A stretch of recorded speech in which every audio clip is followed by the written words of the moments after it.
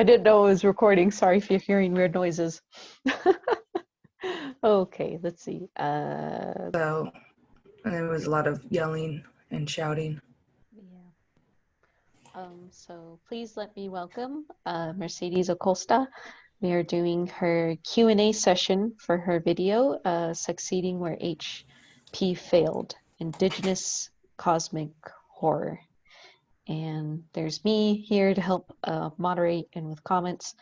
And we have Tashina in the audience too. So, Hello, Tashina. mhm. Yeah. So, Tashina, if you want to ask a question, go ahead. I'll read it out loud for Mercedes, and then we'll get started.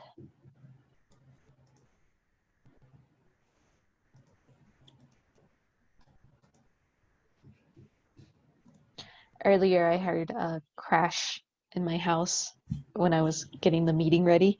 And I was like, I'm home alone. What is that sound? What did you hear? It was like something fell down. It's like a big Ooh. crashing noise. And then I went to investigate and there was nothing. And I was like, okay, I'm gonna not think about it. That's me every day. Every time I hear something Yeah, scary. I am looking away. Do we Oh, have any here, questions? yes, we got a question. Tashina says, where does your inspiration come for your work? Um,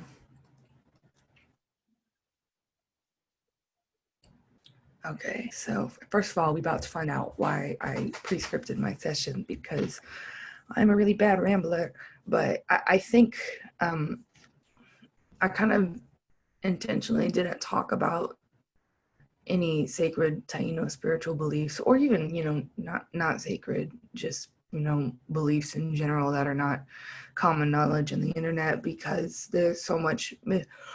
Oh, oh my gosh, I'm sorry, I've been running around a lot. There's a lot of misinformation on the internet, and I really don't want to provide any information that is sacred or closed or could be copyrighted by weirdos in any way. But I do pull from a lot of spiritual horror and stories when it comes to doing cosmic horror, especially the game like Los Arboles. I definitely there are Taino beliefs surrounding trees and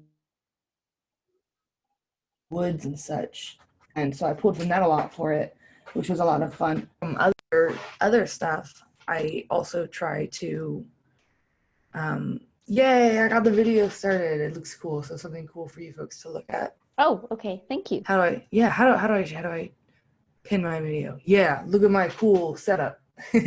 So I think another I got it. oh, awesome, thank you. I think another really important thing that lent a lot of inspiration to me was growing up was reading a lot of horror comics where and I would argue one person is waiting to enter the They're what's it called? joining. They're joining now. Yay. Yeah. Yay. So like I said, this is why I script stuff, because I ramble really badly, because I do, of course, partially pull from Taino beliefs, as long as the information is not sacred for some of my horror. But I don't ever explicitly come out and say, yes, this is a Taino belief, because it's not really anybody's business. But for me, comics like Hellboy were also a huge inspiration. Mike Mignola's Hellboy, especially the idea of a character. So in the comics, Hellboy, the character is kind of doomed to doom the earth and etc. and start Armageddon or whatever. And the idea of a character who is fighting like hell against inevitability has always been something fascinating to me. And the idea of a character who kind of has one foot in both worlds, the idea of people and spiritualists and a spirituality with one foot in both worlds has always been something really interesting to me. And I think it makes for some really fantastic horror at times, especially cosmic horror, because like how much cosmic horror, even the stuff by people like H.P. Poopcraft, is Yeah. is a, you know, how much of that is about people like fighting like hell against, you know, an inevitable end to the world or something similar. So I think that's the solid answer to the question. Again, you folks are about to find out why I script stuff ahead of time, because I have ADHD and I ramble very badly. It's okay. Thank you for answering. Yeah, thank you for your question, Tashina. We are joined by Lena. I think that's how I say your name. If you would like to ask Tashina asked another question. Do you pull from personal and or real life experiences that influence your work? Oh, absolutely. So if anyone has read the game or purchased and played the game Los Arboles, there's a little segment in the back where I talk about how this entire game was inspired by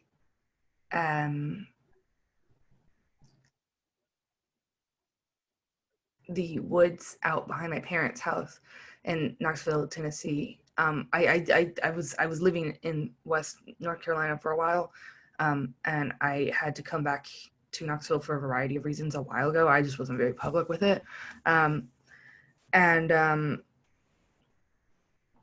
there are these woods, these like 40 acres of woods behind our house that so apparently they keep trying to develop them, and every time they go to develop them, nothing ever really comes of it because someone will forget to send a crucial email, someone will forget to sign off on paperwork, and 5 years later they're like, hey, didn't we mean to develop that land? And then they didn't. And I found this after snooping and researching about the area, because there was this one night in the summer where I thought I heard some of the young boys who live up the hill from us, the Martinez boys, back there at night. And I'm like, this woods is kind of creepy. I don't like it when people go back there at night. And I was about to go back there and get them. And I let my mom know. And my mom called the Martinez mom while I was pacing up and down the fence, kind of.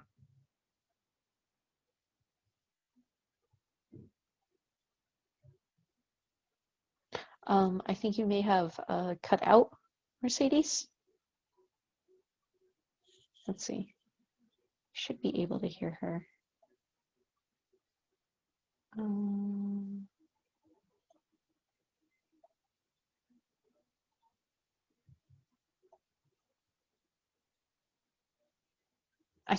Over here now in a voice that I've never heard her talk in that voice before. And so I went back to the back porch and I was like, what's up? And she was like, I just got off the phone with Mrs. Martinez. The boys are at home and they have been all evening.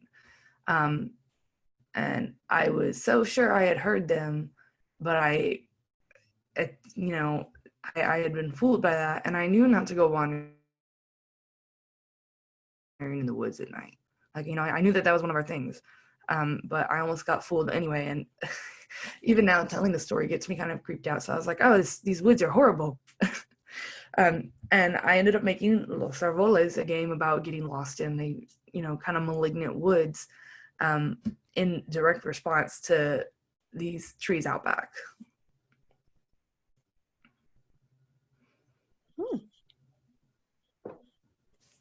Very, very interesting stuff. I know when you first told me that story, I found myself, relating to it, but also getting like really creeped out. Yeah. Yeah. It's like a real life but who was phone moment. Yeah. But who was in the woods? Who was talking? Yeah. And go ahead. Oh, I was just saying, I know the Martinez boys. I know what they sound like. So it wasn't like I just heard some random kid and I was like, oh, there's a random kid. Like, I was like, oh, that sounds like the Martinez kids too. Yeah. I think, when you told me that you were going to do Indigenous Cosmic Horror for Indigenous, I got really excited because, I feel like Indigenous horror talked about, like we have some modern examples to draw from, but I really enjoyed your video and that you talked about how we tend to have, Indigenous people had that horror, and it's just so different from like mainstream horror in a way. Mm-hmm. I forgot where my thoughts were going with that. Yeah, that's one of the things that kind of, no, I know what you mean, and it made me think of something that I think I wanted to say. I felt bad about how short the initial video was and tried to re-record more stuff that wasn't scripted out, and it was a rambling mess. But I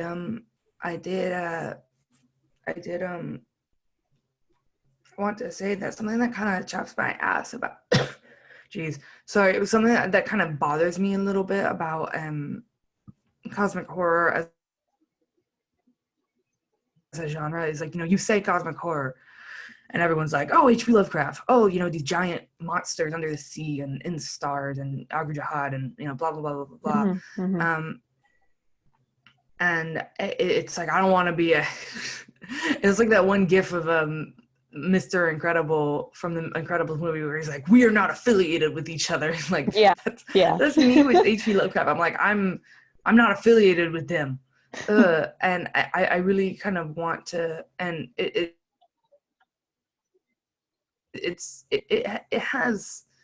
speaks to the staying power of H.P. Lovecraft's cult of personality, in spite of the fact that he had no personality. Like, apparently he was the right damn board to talk to. It was but it white toast. Well, apparently too, it's like he very rarely left the house. Like I did some research about him, so I was like, so I could properly trash talk him to everyone I meet. Yeah. And he didn't do a lot of work, and his writing didn't pay super well. He basically lived off of his wife's money, and then later when she passed away, his mother's money again. Oh wow.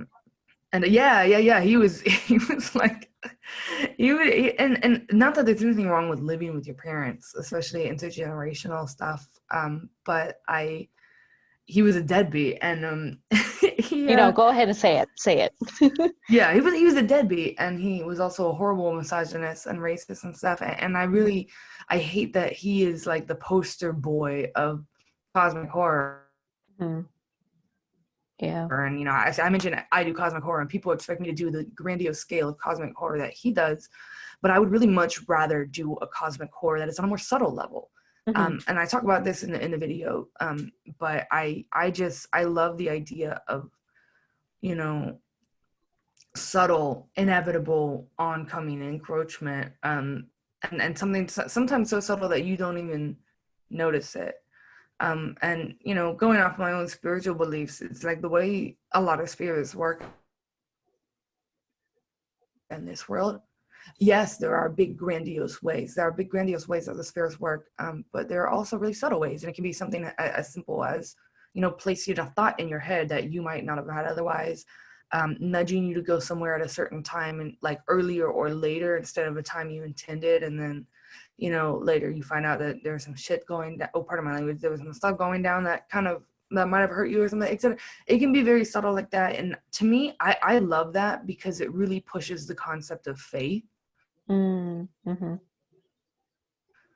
Which I think is something that is not explored enough in cosmic horror. I think faith is not explored enough in cosmic horror.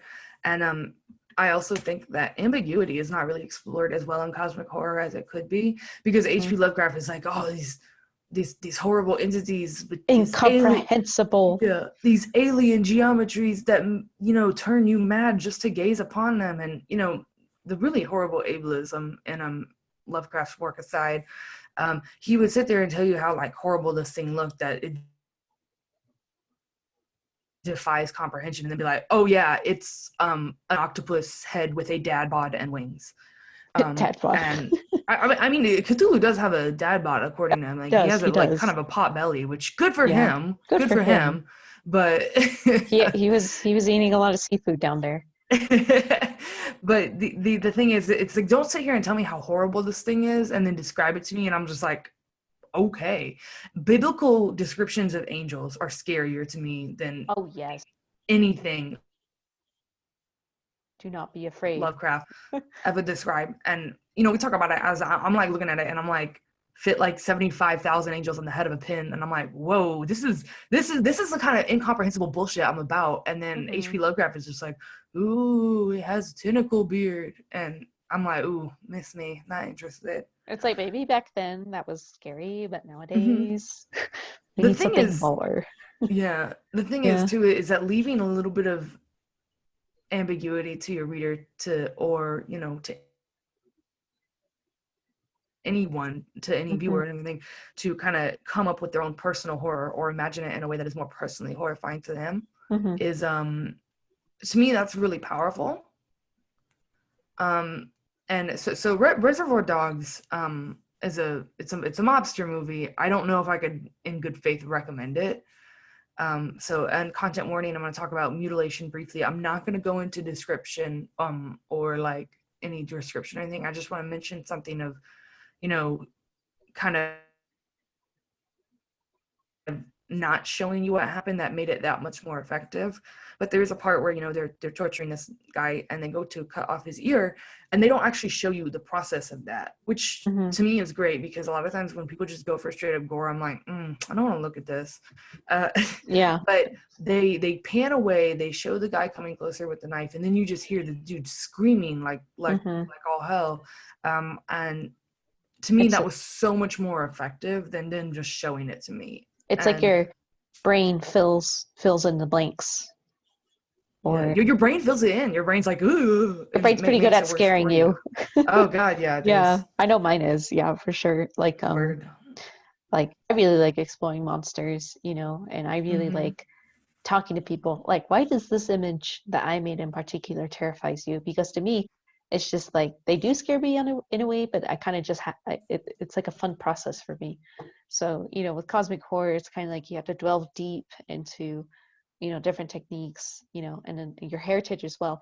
And you come up with this, such an evocative, sense of dread, but fascination at the same time. And I really admire that in your work, Mercedes. Oh, thank you. That's so Mm-hmm. nice to hear.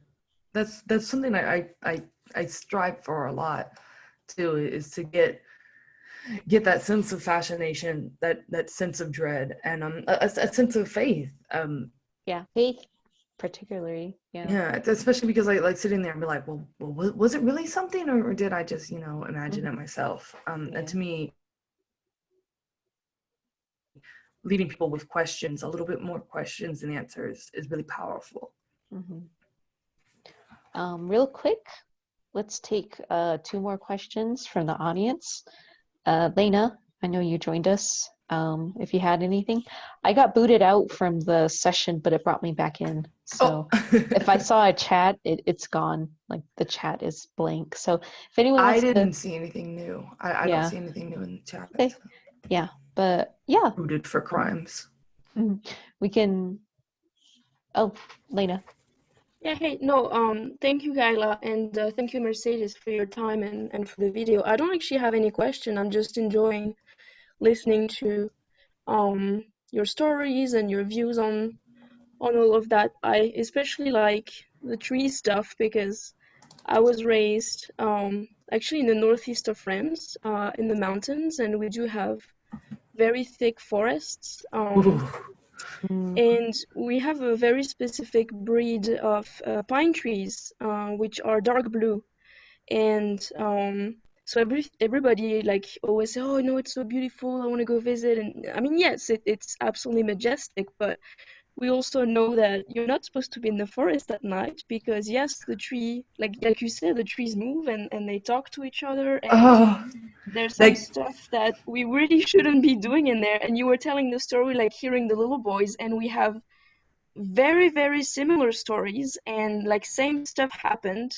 And I just think it's completely crazy that, from one side of the world to another one, where mhm, we've never seen each other, we don't speak the same languages, and if my people hadn't come and invaded yours, we would never know about all of that stuff. And I'm not saying that, that's a good thing, but yeah, it's just crazy, these coincidences, these like parallels with stories and this like insider outsider stuff. And yeah. again with the tree stuff, like we're talking about this because there's been a Netflix show, what's it called in English? I think in English they call it black spot, a dark spot, I don't know, one of Oh, those. But in French it's white zone, so it's also interesting. But It's about, you know, like the weird stuff that's happening in the forest, and it was filmed like where I'm from, so when I watch it I recognize the things.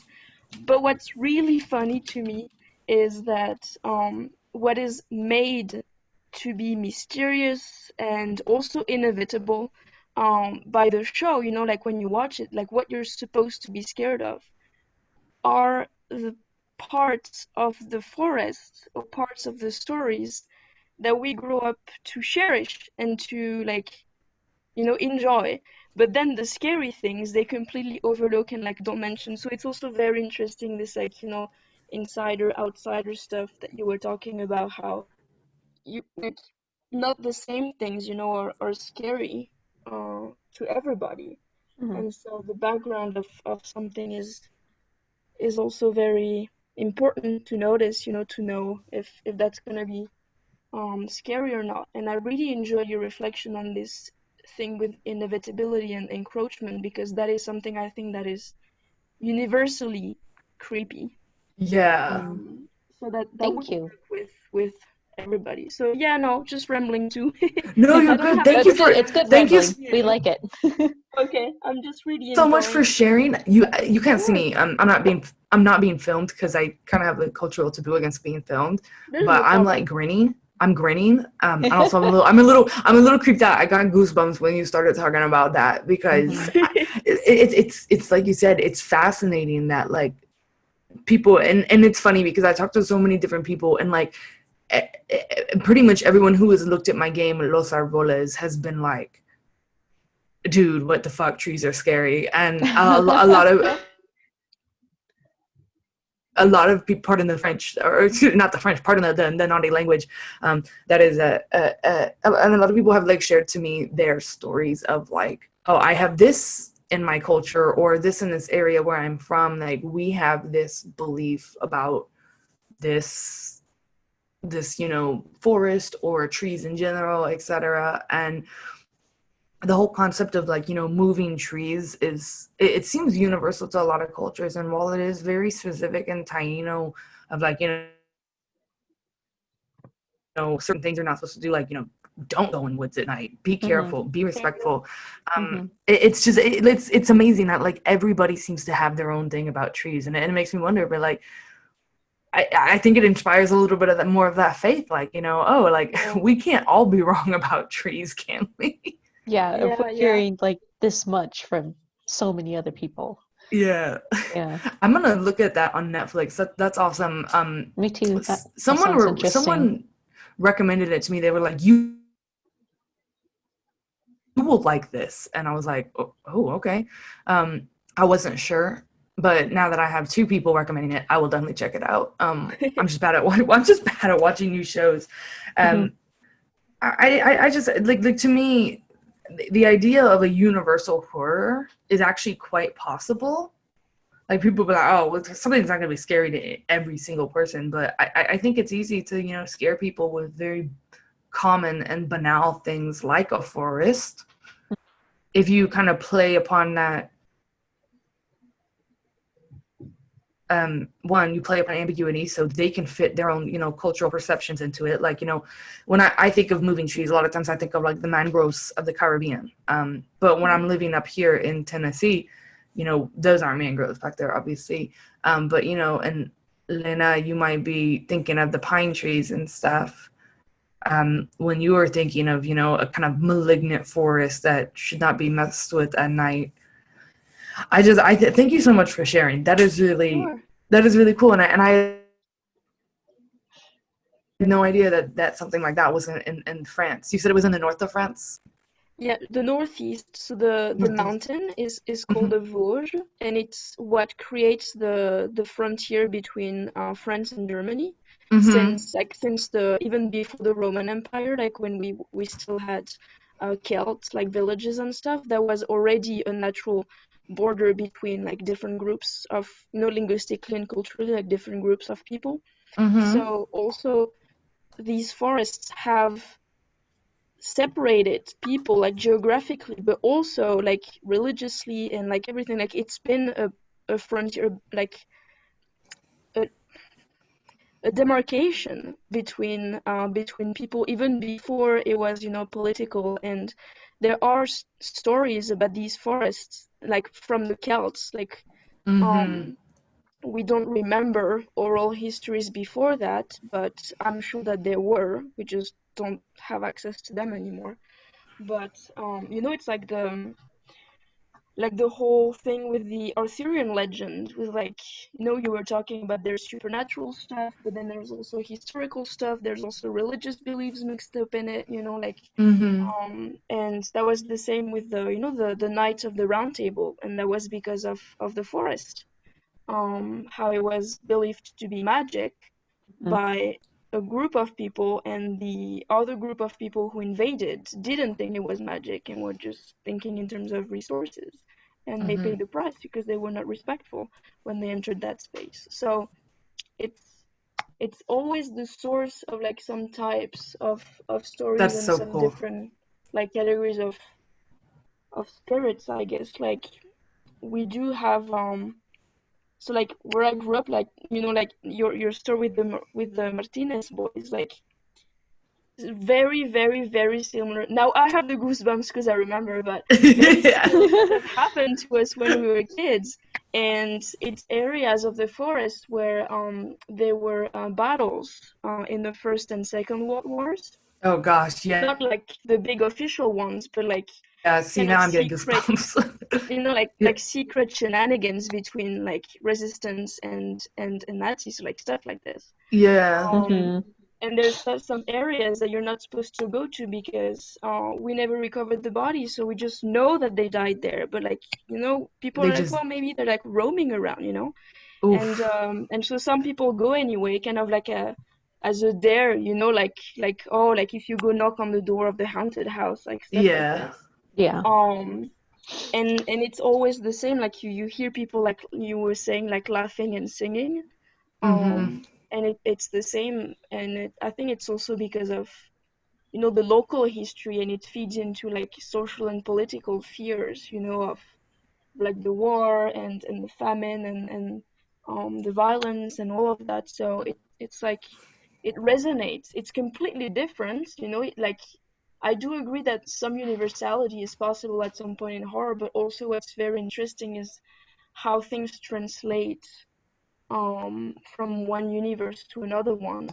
And even if we are, you know, in different spaces, we are of different ages, you know, so we have different memories. The same things, like, resonate in us, both in terms of happiness and then in terms of fear. Yeah. Um, Mm-hmm. so, like, in very different contexts, like, it mixes the same feelings within people. And I think that's also what makes cosmic horror cosmic, is that this part of, like, the fact that it's translatable and yet not universal, but yet it's a bit universal. Like, it's a Mm-hmm. mix of Yeah. everything. But so yeah, I think it's extremely interesting, and I'm not gonna sleep tonight, but Well, since you're already not gonna sleep, I will tell you folks another little scary thing about the woods behind the house. Ooh. I am first of all, that's how apparently we got this house so cheap, because the family that lived in there before wanted to sell it fast and go. And we never really knew why. And then I found out, like, I think it was like, I can't remember because time is really hard for me to gauge, but it was, I think it was sometime this year, maybe it was 2019. A little 10-year-old girl went back there from the family that lived here before us. And they never found anything of her except her backpack. Oh my Yeah, except her gosh. backpack that she took. But like there was they had several search parties. There weren't no sign of a struggle. There was no, like, you know, etc. And they found her little backpack just sitting on a set of rocks, because there's a bunch of rocks back there and like Mhm. kind of like this weird formation. It's not an intentional, like, human made formation. It's just, you know, the way the nature and the The way fault that lines nature work. creates it. Yeah, yeah. But they found her backpack sitting on some of the, like, big rocks back there. Because there's like slate and granite and some of the rocks, and they found her backpack there. And one day I went back there, during the day. I never go in there at night. And I found the location where I was told, because one of our neighbors was like super nosy, so I kind of got the information from her. So I was like, oh, like, so tell me, like, I was like, oh, please tell me this scary story. And I found a location where apparently she was found. I can't be 100% sure, because, like, short of asking people, please show me where you found the backpack, and I don't know where they are now. We can't really tell. But there was this gigantic oak tree next to the rock. Oh. That had like a 4-foot tall bulge in the front of it when I went back there. You're joking. No, I mean, I'm not. You're not. But okay. Oh my God. And I just saw that and I was like, all right, bye. Just hearing it, I felt a pit in my stomach. Yeah, there's like a 4-foot tall bulge in it, and I just saw it, and my eyes kind of filled with tears, but I was also really afraid. So I was just like, okay, bye. And I just turned around and left. And I was like, all right, that's enough of that. It's crazy. I have a similar story, but go ahead and finish. I hate it. Yeah, I would hate it too. Like, what the woods don't understand though is, what they don't understand though is, I will get up and I will just close the curtains. Because sometimes we'll hear howling out back there. We'll hear howling or like singing or weird screeches. And sometimes the howling is like, it's coyotes, which is, that's normal. But like sometimes I'll hear howling that I'm like, that doesn't quite sound like a coyote. And I'll just get up and I'll close the window curtains, and I'll be like, that's not my business. I'm watching TV. Yeah. Oof. Yeah. I grew up in the desert, and whenever I was around like a large group of trees, it's like I felt this like like, oh wow, look at these trees, because I grew up where there's not very much vegetation, but at the same time I felt this like fear, like the fear of this abyss of trees was going to swallow me up. Ooh, gross. I've always felt like that ever since I was little. And, that was just like, oh, like the way you... Why are trees so good at being scary? Yeah, and it's just like... It's so great talking about it and being able to relate, but at the same time, I'm like, this is why I can't go hiking. I go hiking sometimes, but I will go on like, established trails, and never at night. I don't play that game. Don't go off the trails. Yeah. And I think another thing too that you mentioned within your video is like kind of like not phrasing it like quoting it, but kind of like Indigenous people like do enjoy horror and do talk about horror, and I feel like that's an aspect we often don't think of. But well, yeah, because like a lot, like I love swapping scary stories, whether they are real life or questionable in origin, whether it's like scary legends or like, oh, this thing actually happened to me, and I think there's kind of the stereotype that like, oh, they're so superstitious and they won't speak of it, but I think a lot of that comes from the fact that we just don't tell white people stuff. And it also comes, I think, with a reverence for those things too, in a way, if that makes sense. Mm-hmm. Yeah. I mean, and there are entire creatures that you're not supposed to invoke the name of. Mm-hmm. Ever, or unless like specific condition. Oh, excuse my hiccup. Oh no, that's fine. Unless specific hiccups or specific hiccups. Jeez Louise, specific conditions are met. So, and I think to me that's really cool. Like, the idea of like, oh, this thing can't be invoked in any language or whatever. And that's something you see a little bit of in H.P. Lovecraft stuff. But he like I say it in the video, he didn't even scratch the surface.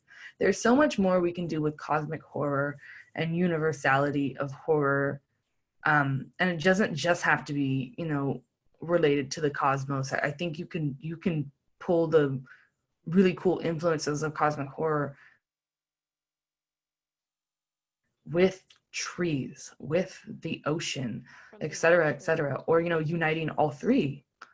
Yeah, I think you can really, really do that. And I feel like everyone who does cosmic horror just wants to go play in H.P. Lovecraft sandbox, and I'm like, guys, there's no good toys in there. Come on. Yeah, you need to go global. I feel like in kind kind of like in Japan, from like my experience there, I kind of experienced like a similar thing. Um, like everyone calls it the suicide forest, but I like the original Japanese name of that forest. They call it Aokigahara, which, Mm-hmm. translated is the sea of trees, because it's right under Mount Fuji, so you have all that volcanic soil, so Oh, it's wow. very dense foliage, like very dense. Like I didn't personally go there because, I wanted to respect it and not treat it like a like a tourist site, but I've looked at pictures, I've done the research, I've seen videos. It's like the abyss in a way. Like Ooh. it calls to you in this mysterious way. So I got that feeling just from looking at images. I was like, okay, that's it. I'm not going there. And I got the similar feeling when I went to the ocean for the first time. I kept wanting to walk further and further until, I look behind myself and the beach is so far away. And Oh, wow. yeah, it was just, You gotta be careful. yeah, no, well, I'm more careful nowadays, but yeah, I think there's just, Yeah. yeah, it's And just, what's cool about the thing with the forest behind the house, when I was almost about to go in there after, the Martinez boys, or what I thought was the Martinez boys, is like, I was really feeling the urge to go in there, but I kept feeling this tugging in my chest that was pulling mhm. me back. And but depending on your spiritual beliefs, for me, I believe that was, some of my ancestral guides and some of my spirit guides kind of telling me like, hey, now, there's bad things in there. Um, Yeah, I feel like and kind it. of holding me back until Oh, my mom could sorry. come out. Oh no, please go ahead. No, I think it's lagging a bit, so I thought you were done. I'm so sorry. Um, it's just I was thinking like I always feel like it has to do also with this like Western white thing of like I need to know everything and everything needs to be known. Whereas, like you were saying, like, okay, you're like, okay, you know what, in my culture, like we know that there's stuff that we don't know and we're okay with that. Um, it's like when we joke about horror movies, how every time somebody has like kind of like the instinct, like, well, we really shouldn't go in there, guys, or we really should turn around now, or stuff like this. It's always the white guy who says, no, no, let's go, and then he gets everybody killed. And the people who like have this instinct, and they're always the ones killed off first, or black people, indigenous people, or like queer characters. And I feel like it's either unconscious or like it's a representation of this, of like how we feel, yes, it's a generalization, but still, in like Western culture, like Anglo-Saxon culture, how, yeah, we feel like everything needs to be known and explained, and that we have the right and the capacity to know absolutely everything. Yeah. And by doing that, first of all, we're disrespecting the things that should not be known by us. Um, and also, like, we refuse to even think that there's something else. It's like everything has an explanation, and that's why you have all these you know like Lovecraft, or even like super white sci-fi, or like the X-Files, stuff like this. It's like everything has an explanation if you dig deep enough, and it's like, Mm-hmm. no, not necessarily. And I feel like that's also why so many, indigenous, or even, African, or like Asian, like anywhere else in the world that we colonize, like we appropriate the monsters or the fears, like the stories of everywhere, because we lost this propensity to like admit that there's stuff that you're really not supposed to talk about. So then we go and we dig up other people's secrets, and that scares us. And I feel like Yeah. that's also like the appeal, for like Euro-American, Euro-Canadian horror. Like, all these shows like Supernatural, Buffy, like all of that, like they all have a Wendigo episode, they all have an Indian burial ground, but then there's never this reflection on on colonization, on like appropriation of stuff. It's just like, oh, it's not known, therefore it's scary because we have to know everything. So it's again like this vicious cycle. But it's the same with the forest. You were saying, well, trees are scary and stuff, but it's also because like we're not supposed to go in there, not just because it's dangerous, but just because they don't want us in there.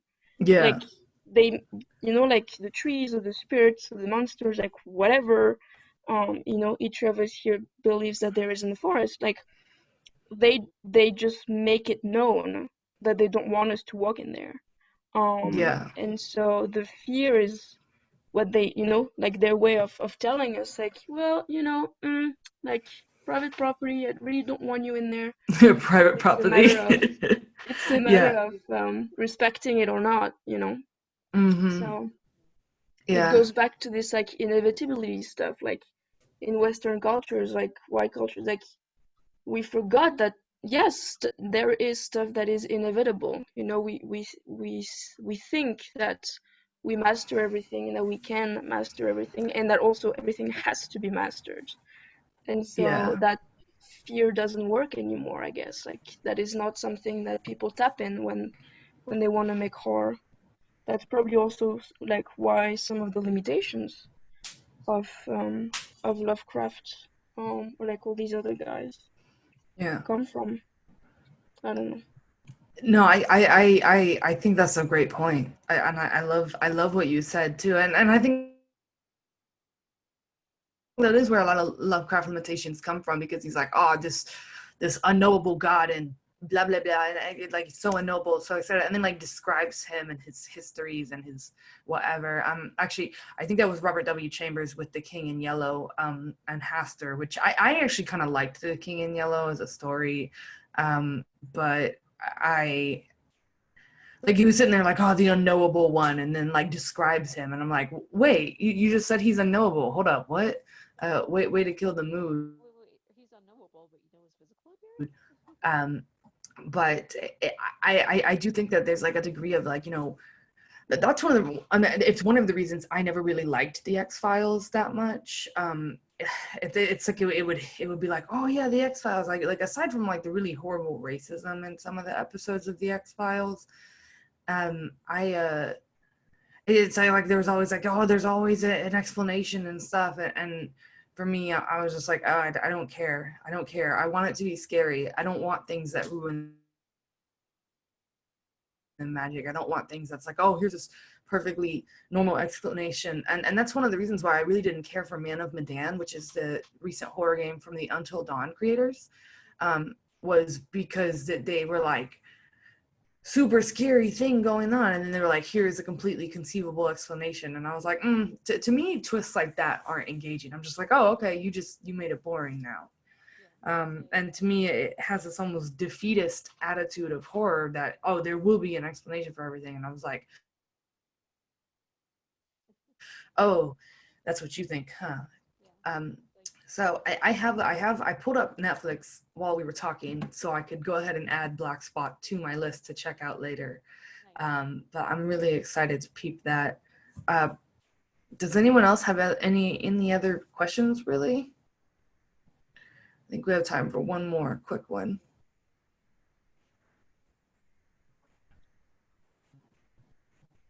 Well, then can I sneak in another Netflix recommendation? I don't know if it's available in the States, but Yeah. Go ahead and recommend something. it's like a mix of horror and sci-fi. It's a German show, but it's like there should be subtitles. Mm-hmm. It's just called Dark, and it there's also a forest and like rocks and stuff. Ugh. But not in a like scary, like in a mysterious way, but it's actually about time travel. Um, but it's still like a bit horror, creepy, like drama, because it interrogates um like like why are we here, and why do we do what we do. And I think it would feed into your interest in the inevitability of horror as well, because it's kind of, can we go back, can we fix things, and this like butterfly effect, if you touch one thing then you change everything. Should we not, should we try anyway, like all of that. I haven't watched the latest season. There's a new season that just came.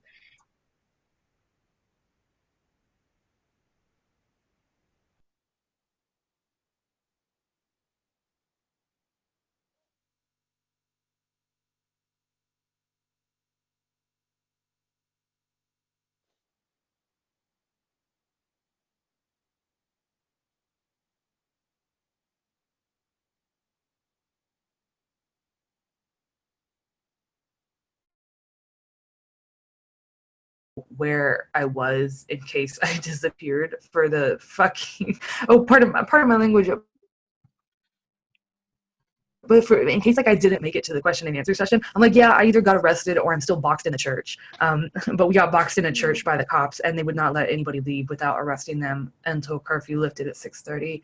So I spent the night there, and I didn't sleep well. So I'm gonna go pass out again. Kayla, anything? I think we're done. I can conclude things if you want to exit. You're a little quiet. Yeah, we can't hear you so well. Can you hear me now?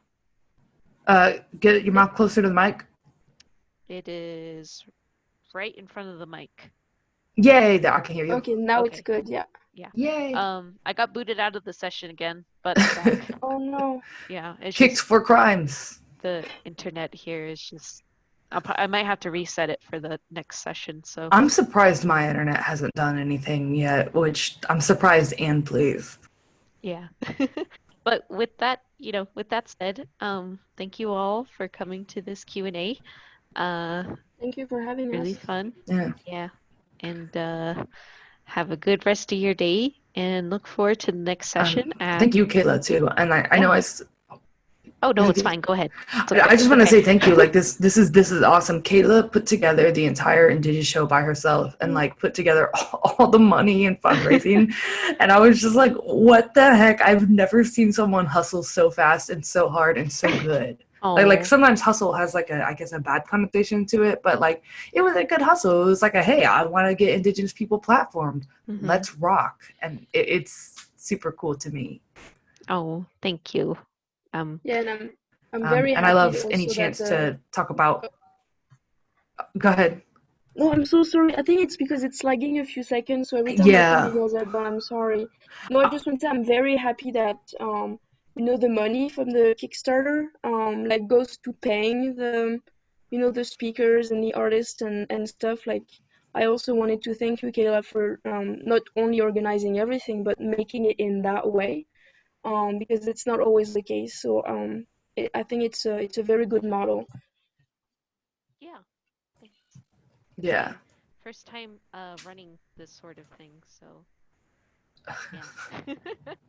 Who would win? One like little small, extremely short DNA girl, or these big ass companies with their grants and their grants and their funding, and they're asking people to do panels for free all the time. Yeah. Yeah. Oh, right. Well, I'm going to dip out. Thank you all so much for joining us. Thank you so much for your time, Mercedes. Get some rest. Have a great evening, everyone. You too. Thank you so much. Thank you for having us. Thank you all for attending. This session was recorded and will be made available on the Indigi-Show website as soon as possible. Other than that, thank you for attending and look forward to the next session at 3 p.m. with our guest, Eugene Braverock, who is an actor and stuntman and has worked on the most recent Wonder Woman film. That will be a live stream event with a Q&A as well, so make sure to stay tuned for that. And of course, thank you again for being here with us and Mercedes. It was a great honor to have her today and for her to be, on the show. So thank you. Thank you, Kayla. Good night. Good night.